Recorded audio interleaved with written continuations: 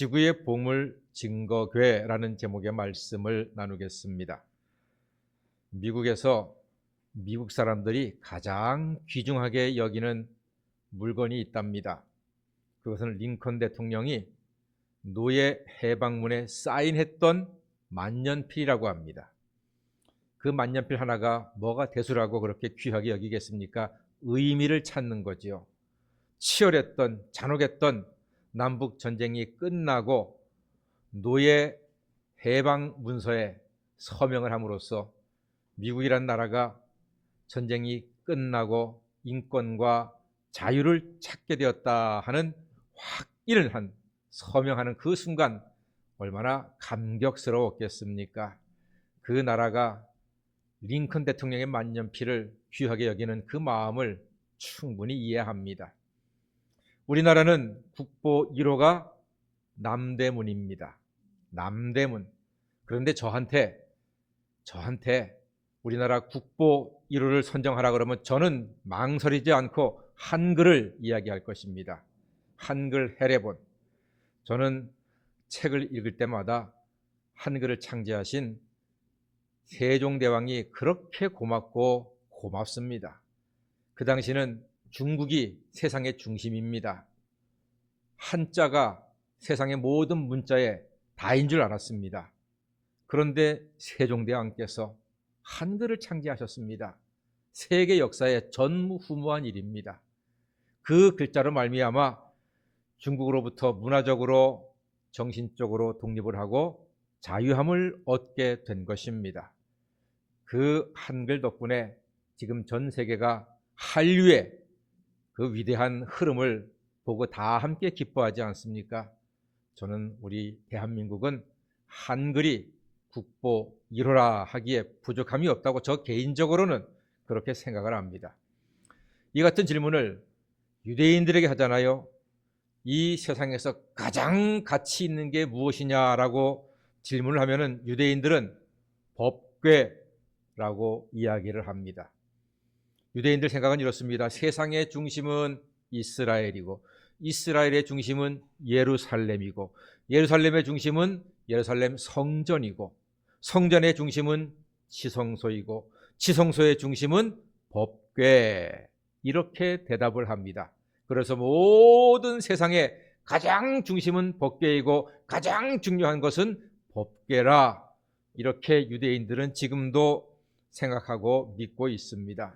이 법궤는 단순히 그냥 큰 나무로 만든 무슨 짐덩이가 아니라 애굽으로부터 그리고 죄로부터 자유함을 얻게 되었다고 하는 큰 영적인 의미가 담겨져 있기 때문에 중요한 것입니다.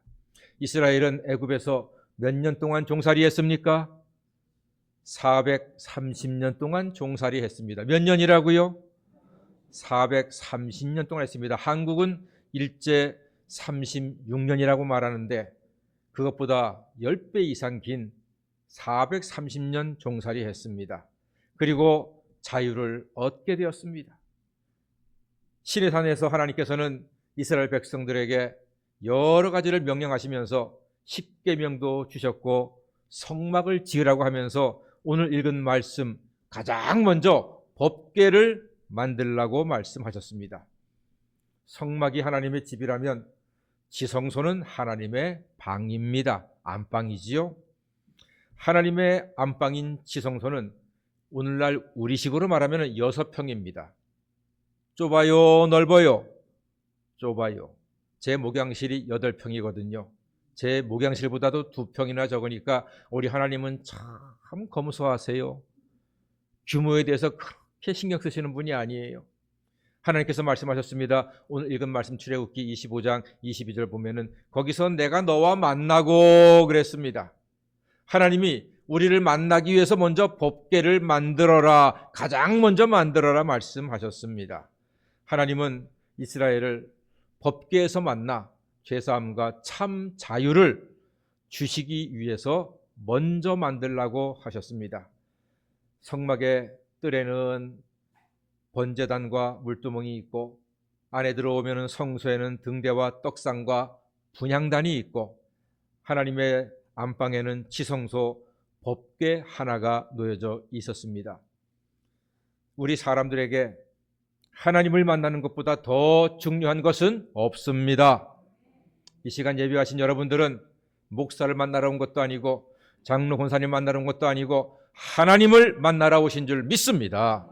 하나님을 만나지 못한다면 우리의 예배는 미안하지만 별 의미가 없습니다. 그냥 동네 반상회에 지나지 않습니다. 우리는 반상회 하러 온 것이 아닙니다. 우리는 시위하러 온 것도 아닙니다. 살아계신 하나님을 만나고 하나님께 예배하고 죄사함과 구원의 은혜에 감사하며 하나님께 영광 돌리는 이 귀한 시간인 줄 믿습니다. 예배를 통해서 하나님을 만나는 것입니다. 법궤에서 지성소 안에서 하나님을 만나는 것입니다. 하나님을 만나면 죄사함과 자유를 주시고 천국에서 영원히 살게 하십니다. 사람에게 가장 중요한 것은 하나님과의 만남인데 그 법궤가 하나님과 만나는 약속의 장소였습니다. 구약에서는 법궤에서 하나님과 죄인이 만났어요. 그런데 여러분, 신약에서는 하나님과 죄인이 만나는 데가 어디입니까? 예수 안에서인 줄 믿으시길 바랍니다. 예수 안에서, 예수로 말미암아 우리 죄인들은 하나님을 만나게 되었습니다. 그러므로 법궤는 세상에서 유일하게 죄의 문제를 해결할 수 있으니 법궤가 세상에서 가장 중요하다고 이야기하는 유대인들의 생각과 믿음은 충분히 이해가 된다 할 수 있습니다. 그런데 하나님께서 출애굽기 오늘 25장에서 명령하셨던, 그래서 만들었던 그 처음의 법궤, 그게 지금까지 존재할까요? 이스라엘은 그 법궤가 존재한다고 생각하고 지금도 찾고 있습니다.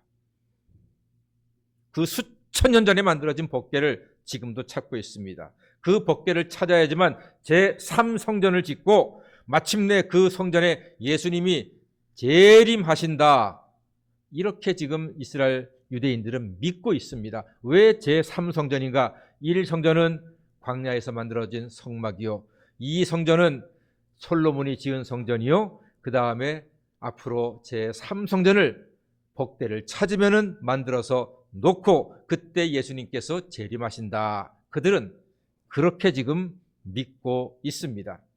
그래서 그들은 오래전부터 질문하고 있습니다. 과연 법궤는 어디에 있을까? 두루두루 찾아다니고 있습니다. 과연 법궤를 찾을 수 있을까? 간절한 마음으로 지금도 법궤를 찾고 있습니다. 사실 법궤는 이스라엘의 생활의 중심이었습니다. 이스라엘 백성들이 광야에서 쭉 행진해서 나아갈 때 제일 앞에 법궤가 있었습니다.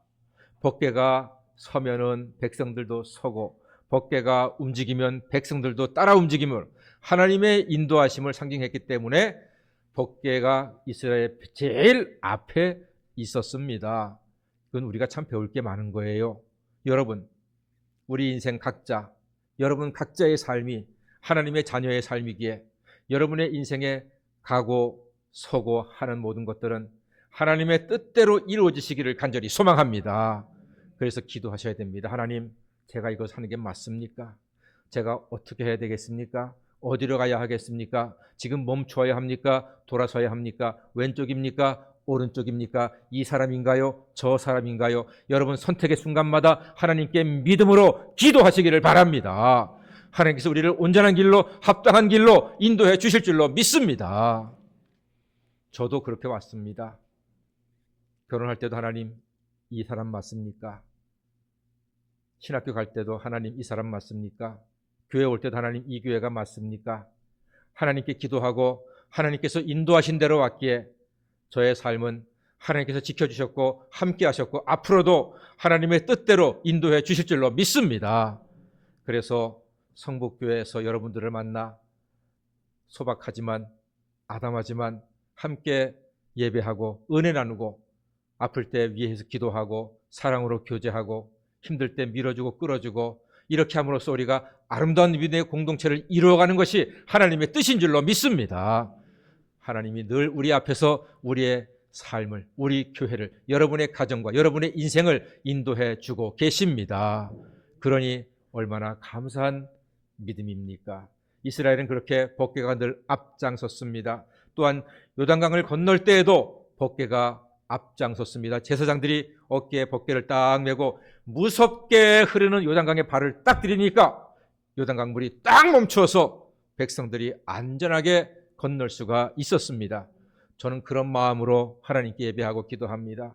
하나님, 이 험한 인생의 급류가 있습니다. 경제도 정치도 사회도 너무나 급류같이 힘들고 어렵습니다. 도와주세요. 함께 해주세요. 우리가 하나님 말씀을 앞세우고 주의 법궤를 앞세우고 나아갈 때에 하나님께서 이 급류를, 이 험한 세월을 이길 수 있는 힘과 지혜와 능력을 우리에게 허락하실 줄로 믿습니다. 그래서 주일날 잊지 않고 예배하는 것은 너무나 소중하고 귀중한 자리입니다. 영적 제사장 된 우리들이 하나님의 법궤를, 그 하나님의 임재하심을 믿고 험한 급류 앞에 설 때 하나님께서는 그 급류를 멈추게 하시고 우리의 삶을 안전하게, 온전하게, 평안하게 인도해 주실 것입니다. 이렇게 이스라엘 백성들은 모든 삶에 있어서 법궤가 없는 삶을 상상할 수가 없었습니다. 그래서 지금도 그 법궤를 찾고 있습니다. 여러분, 그 법궤가 어디에 있을까요? 그 법궤가 도대체 어디에 지금 잠들어 있을까요? 법궤가 있을 것으로 추정되는 곳이 여러 군데 있다고 이스라엘 유대인들은 지금 찾고 있습니다. 로마, 골고다, 마사다, 예루살렘, 애굽, 느보산, 에디오피아 등등 성경 속에서 나온 지명 가운데 법궤가 있을 만한 곳을 지금도 유대인들은 열심히 찾고 있습니다. 그럼 이스라엘이 그렇게 열심히 법궤를 찾는 이유가 무엇일까요? 이게 중요하잖아요. 왜 그들은 지금도 법궤를 찾고 있을까요? 이유는 하나입니다. 성전을 복원하기 위해서입니다. 성전을 복원하기 위해서 찾고 있는데 여러분, 이게 듣기에 따라서는 성전 복원이니까 의미가 있고 좋다라고 느껴지잖아요. 그러나 다시 한번 생각하면은 이게 그렇게 바람직스러운 찾음은 아니에요. 왜냐하면은 성전 복원을 한다 하는 것은 과거 짐승의 피 제사를 복원한다는 뜻이 거기에 담겨져 있습니다. 그들은 예수님을 십자가에 못 박으시오! 십자가에 못 박으시오! 하고 2000년 전에 예수님을 십자가에 못 박았습니다. 그들은 그때 예수님을 하나님의 아들 메시아로 인정하지 않았습니다. 지금도 그들은 여전히 예수님을 하나님의 아들로 인정하지 않는 사람들입니다. 그들이 하나님의 자녀의 그 놀라운 제사장의 직분, 어린 양으로서의 영원한 속죄 제사를 한 번에 이루신 예수 그리스도의 그 놀라운 은총을 그들은 아직도 의심하고 있다는 사실입니다. 그럼에도 불구하고 그들은 여전히 법궤를 찾고 있습니다. 등대, 떡상, 분향단, 물두멍, 번제단까지 다 준비가 되었습니다. 마지막으로 법궤만 찾으면 된다고 생각하고 있습니다. 법궤를 찾고 있습니다. 이처럼 유대인들은 법궤를 찾기에 진심입니다. 그럼 우리 크리스찬들은, 우리 예수를 믿는 사람들은 법궤를 찾기에 진심과 열심을 내고 있는 그들을 바라볼 때 어떤 마음, 어떤 생각을 가져야 할까요? 이거 한 번쯤 고민해 볼 문제입니다. 그런데 놀랍게도 예레미야가 우리에게 답을 줍니다. 예레미야 3장 16절에 이렇게 말씀합니다. 잘 들어보세요. 여호와의 말씀이니라.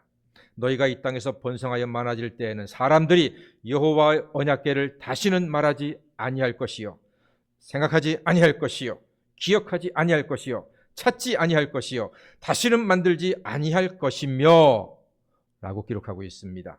하나님은 말세가 되면 법궤에 대해서 말하지 말고, 법궤에 대해 생각하지 말고, 기억하지 말고, 찾지도 말고, 만들지도 말라고 이미 말씀을 하셨습니다. 이게 무슨 뜻일까요?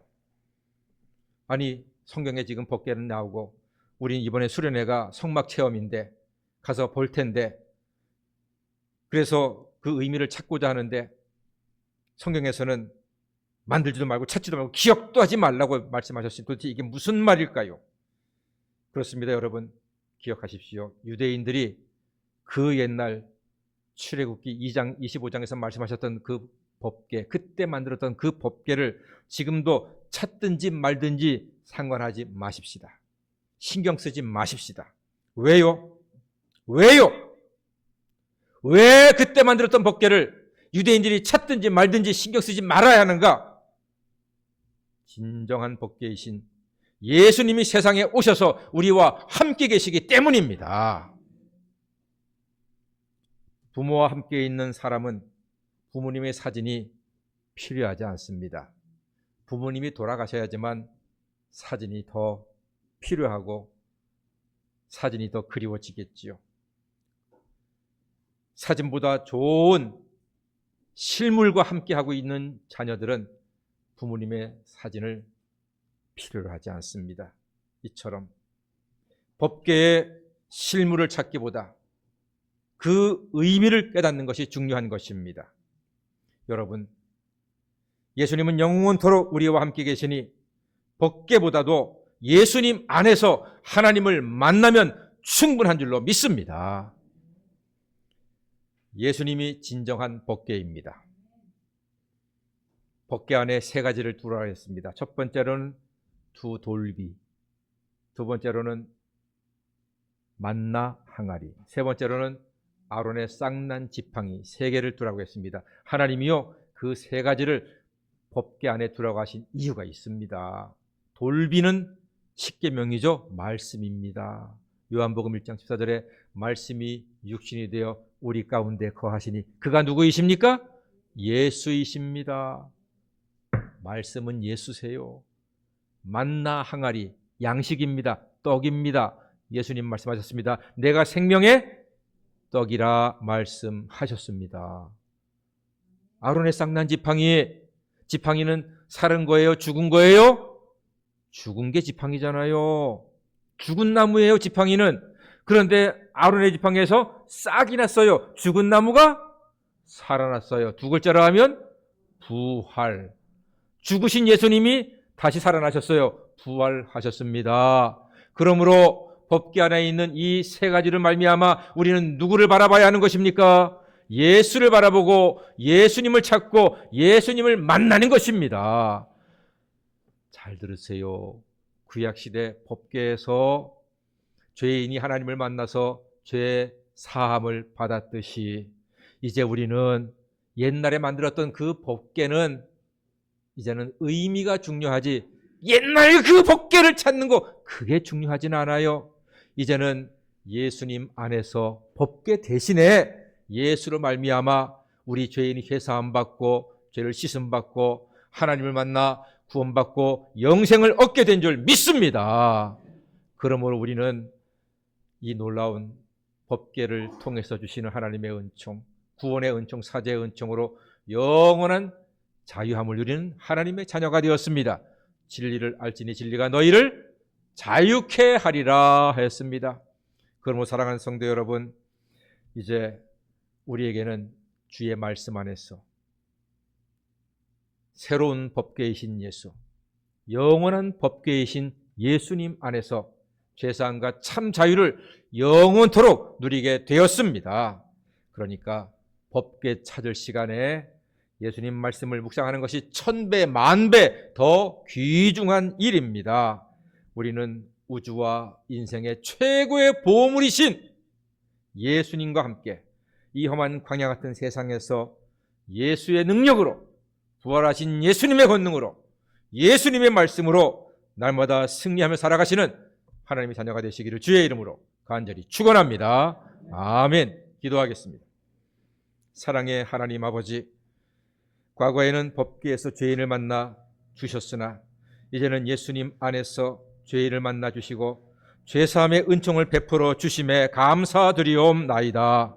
이후로 광야 같은 세상에서 예수 안에 있는 하나님의 은혜로 자유함과 평안함을 누리며 믿음으로 담대하며 승리하는 우리 모두가 되게 인도하여 주시옵소서. 예수님의 이름으로 기도하옵나이다. 아멘. 우리 찬송가 400장을 부르겠습니다.